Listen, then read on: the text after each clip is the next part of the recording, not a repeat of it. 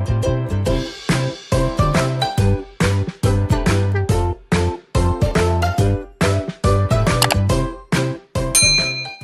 semuanya, kembali lagi di channel YouTube aku, Valencia Hartono.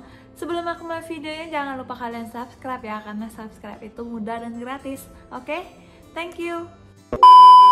Oke, di video aku hari ini aku bakalan jelasin ke kalian apa aja tahap-tahap yang harus kalian jalanin sebelum kalian menikah. Kebanyakan dari kita yang mau menikah itu pasti bingung banget. Yang pertama, harus ngapain dulu. Maksudnya tuh kalian tuh kalau menikah itu kan bakalan acara besar ya. Nah, jadi kalian tuh bakalan bingung banget apa yang harus kalian cari pertama kali.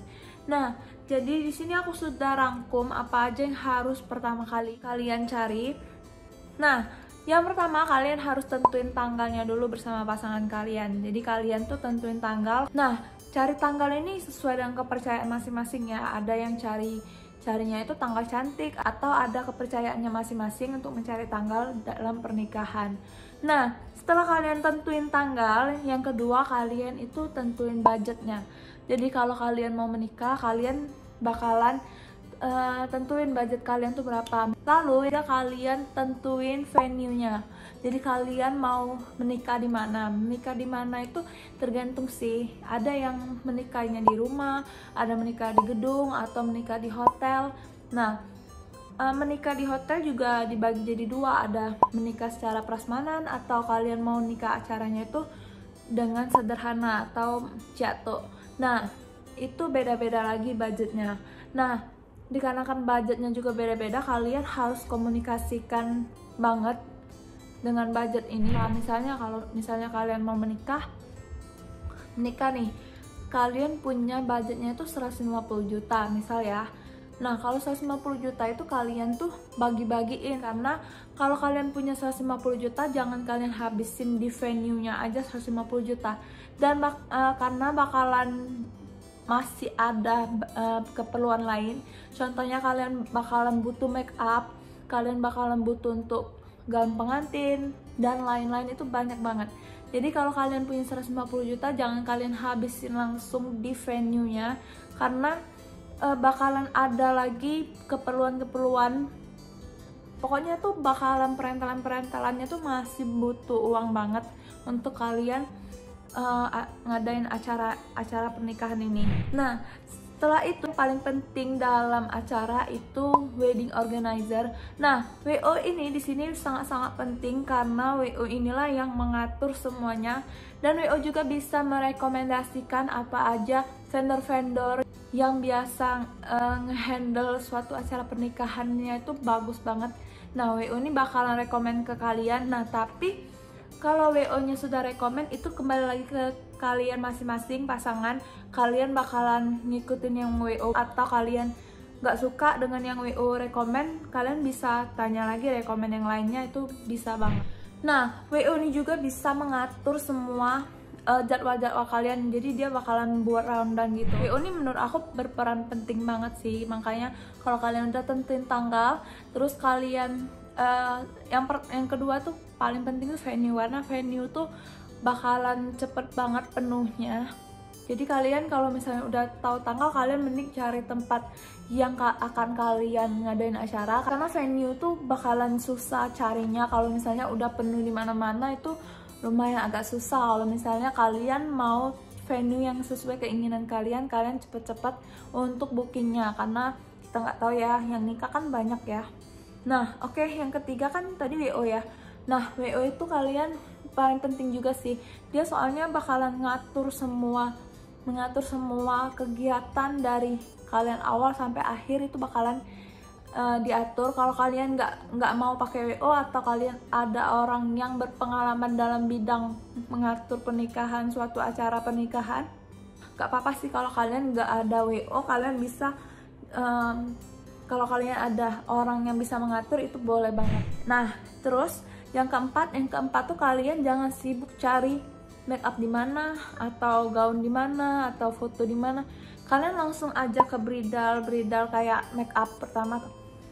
Nah, make up itu biasanya dia tuh udah ada satu paket kayak gitu. Satu paket dia tuh make up, gaun, terus aksesoris, jas pengantin pria, terus juga ada satu paket dengan fotografer, prewedding, terus juga ada hairdo-nya, terus ada paket untuk sangjitnya. Dia tuh bakalan satu paket kayak gitu. Itu kalau satu paket kayak gitu itu bakalan memudahkan banget untuk kalian. Jadi kalian tuh nggak perlu repot-repot cari ke tempat satu kayak gitu.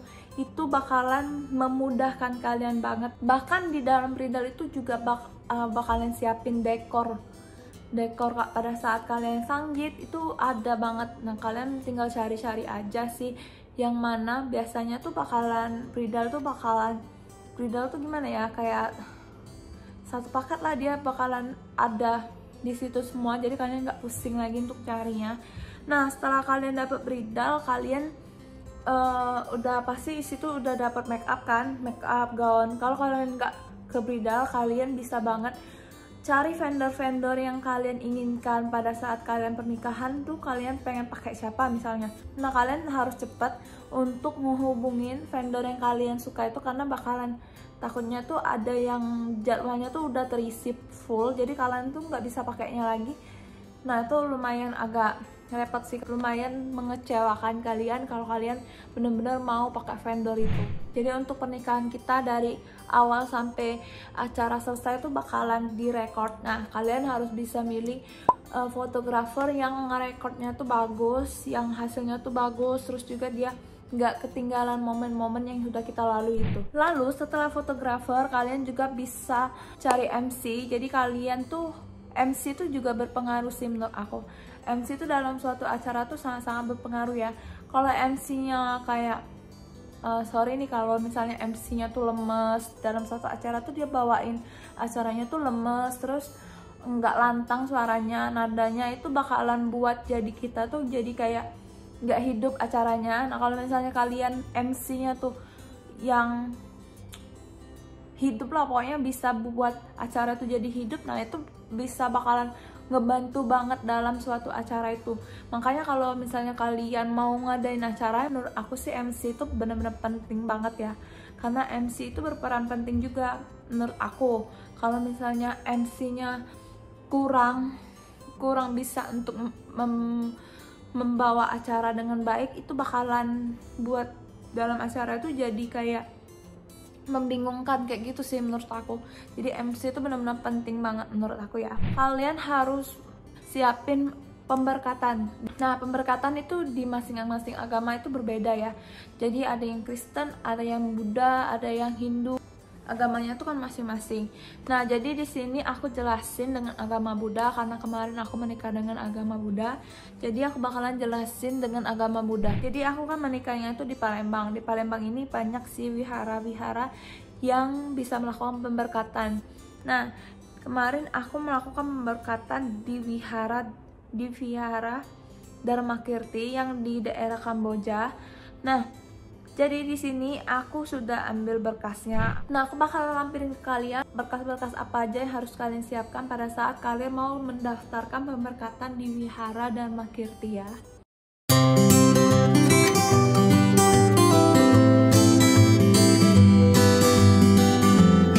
Oke, setelah kalian urus pemberkatan, kalian mulai cari guest list. Jadi kalian mulai catat-catat siapa aja yang mau kalian undang, nama-namanya siapa. Jadi kalian juga tahu kan berapa banyak yang harus kalian undang. Kalian catat siapa aja yang bakalan kalian undang, itu guest list. Nah, sudah kalian catat, kalian boleh cetak undangan. Nah, setelah cetak undangan, kalian terus juga aku kasih tahu ya di sini cetak undangan itu kalian jangan lihat undangan tuh kayak gitu aja loh. Cuman undangan, kalau undangan itu beda-beda loh harganya. Kalau kalian undangan kalian itu ada tulisannya emas timbul atau tebal tipisnya, itu bakalan harganya tuh berbeda. Jadi kalau kalian mau undangan, kalian juga harus ke sana sih untuk lihat bener-bener kalian mau undangannya itu kayak gimana bentuknya, desainnya kayak gimana. Desainnya beda-beda juga, itu beda lagi harganya. Nah terus juga kalian harus siapin cincin kawin kalian, cincin nikah.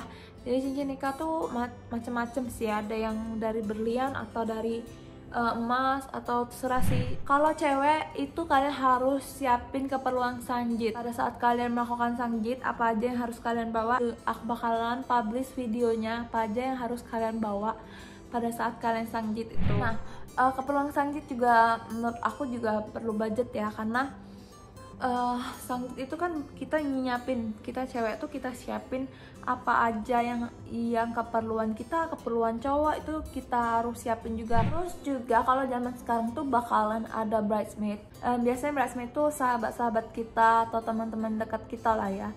Nah, jadi di sini banyak sih, ada yang pakai 2, 3 sampai 5 atau lebih sih. Nah, di bridesmaid ini juga kalian harus siapin make upnya, kalian harus siapin baju bridesmaid. Terus nah di situ juga bakalan ada budgetnya di situ kalau kalian pakai bridesmaid. Nah, di video aku ini aku jelasin poin-poinnya aja ya, tapi aku nggak sampai detailin banget apa aja yang harus aku lakuin sebelum aku menikah, karena itu bener-bener banyak banget sih menurut aku. Kalian tuh kalau misalnya kalian mau menikah tuh bakalan kelihatan sendiri, dan dia bakalan tertata, terjalani aja sih menurut aku. Jadi jangan dibawa stres, dibawa pusing. Kalau kalian mau menikah tuh bakalan gimana, kalian jangan bawa pusing sih menurut aku, karena ya jalanin aja sih, nanti bakalan selesai juga caranya. Oke, semoga video aku hari ini bermanfaat untuk kalian dan bisa membantu kalian yang mau menikah. Informasi apa aja yang harus kalian lakukan sebelum kalian menikah. Pada saat kalian menikah tuh kalian harus ngapain dulu, cari vendor apa dulu. Nah, itu dulu video aku hari ini, semoga bermanfaat untuk kalian. Jangan lupa kalian like, comment, and subscribe ya. Tunggu aja video selanjutnya, bye.